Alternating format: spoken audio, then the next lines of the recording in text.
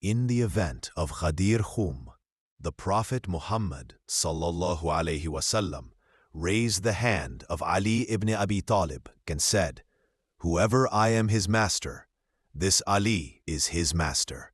Some of the companions, such as Umar, rushed to congratulate him, saying, "Congratulations to you, O Ali!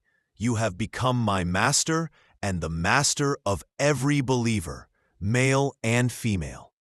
This shows that at the moment of Ghadir, no one interpreted the word Mawla as mere friendship. But why, after the Prophet's passing, did the majority of the companions not accept Ali's caliphate? The answer lies in tribal rivalries, envy, love of worldly power, and old hostilities against Ali.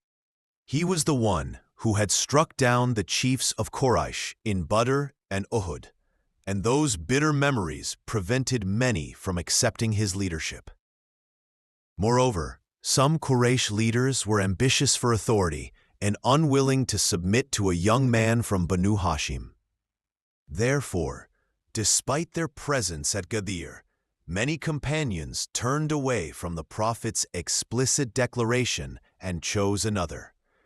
Later, they justified this by interpreting Mawla as nothing more than love. From the Shia perspective, this was a clear deviation from the divine command that the Prophet had conveyed to the people on the day of Ghadir.